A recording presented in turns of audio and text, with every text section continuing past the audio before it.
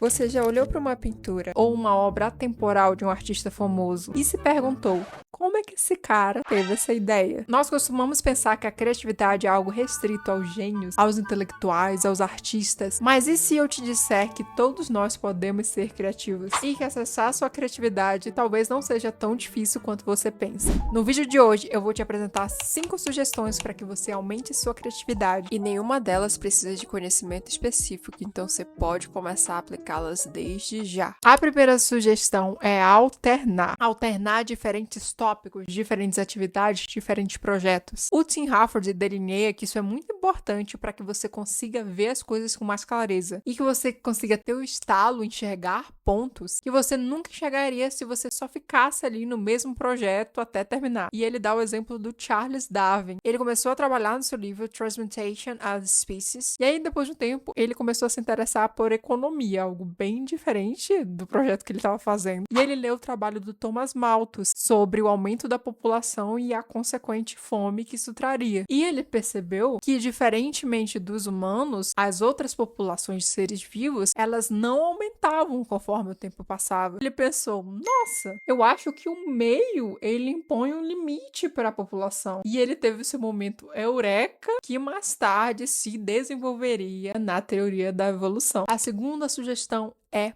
procrastinar. E aqui isso é polêmico, eu sei, porque nós estamos acostumados a associar a procrastinação com uma coisa negativa. Mas aqui a gente usa a procrastinação no sentido de dar tempo para a ideia cozinhar. Isso quem diz é o Adam Grant, autor muito conhecido de produtividade e que inclusive fez um artigo sobre isso. E o Adam Grant fala que ficou completamente chocado com essa informação, porque ele tinha horror à procrastinação e sempre foi uma daquelas pessoas que entrega os trabalhos logo de primeira, bem antes do prazo. Mas o que ele percebeu foi que muitos procrastinadores acabavam tendo ideias mais criativas. E quando ele pesquisou a fundo, ele viu que aqueles que procrastinavam um pouco, não era aquela procrastinação em cima da hora com trabalho mal feito, mas aquela procrastinação de dar tempo para a ideia ficar ali matutando no cérebro, esse tipo de procrastinador conseguia ter ideia às vezes muito melhores, muito mais criativas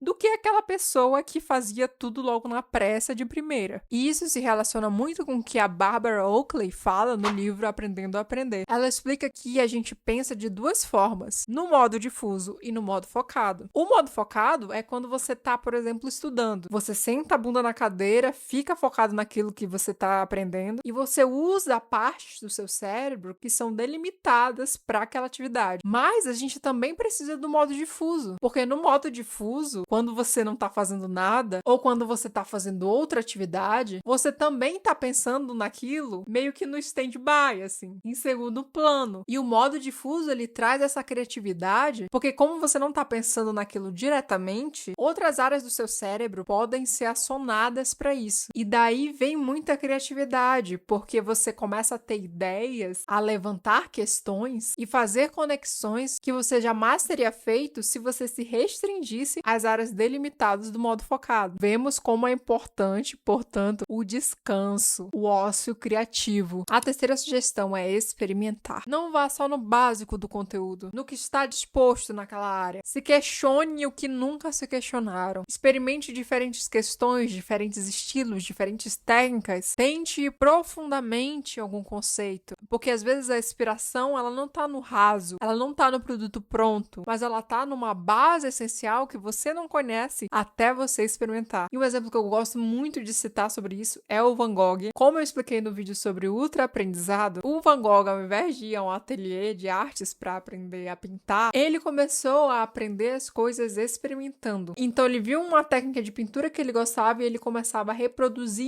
isso. Via outra e a mesma coisa, tentava aprender, tentava reproduzir. E assim não só ele foi aprendendo a pintar e a dominar diferentes estilos, como ele desenvolveu o seu próprio estilo de pintura, que é tão original e tão cativante que nos encanta até hoje. E, gente, muita pesquisa, muita edição e muito tempo é gasto nesses vídeos. Então já dá seu like nesse vídeo, se inscreve no canal e ativa as notificações para não perder nenhum conteúdo. E se você quer expressar ainda mais a sua gratidão por esse conteúdo, eu te convido a considerar assinar o nosso clube de membros. membros. É um valor irrisório, R$5 por mês, e tudo isso ajuda bastante o canal a continuar existindo. A quarta sugestão é aplicar o pensamento divergente. E essa é uma técnica que a gente usa em que a gente se pergunta algo e forma várias soluções para essa pergunta, mesmo que elas pareçam totalmente improváveis. Porque aqui a tentativa é justamente pensar fora da caixa. É quebrar esses padrões de comportamento, esses conceitos fixos que a gente tem e que às vezes nem percebe. E como ilustração disso, eu lembro de uma entrevista muito interessante da Doja Cat, em que a entrevistadora pergunta para ela: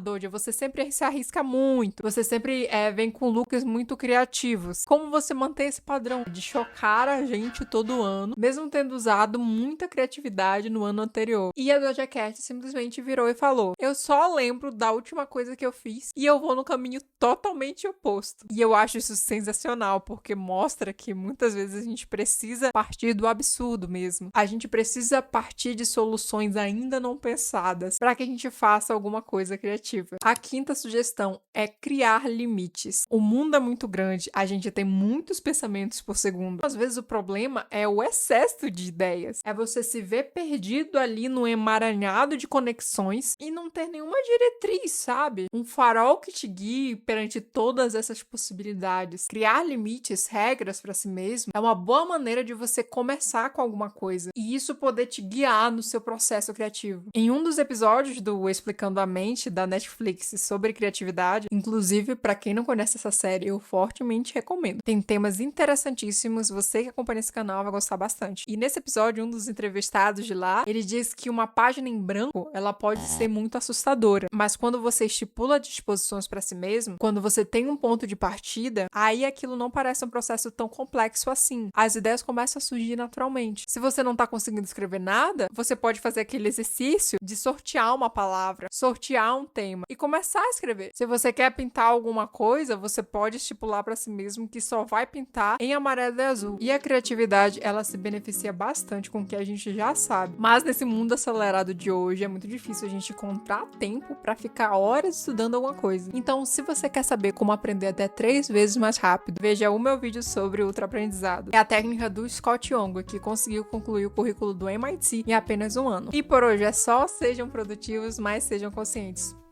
Beijo e tchau, tchau.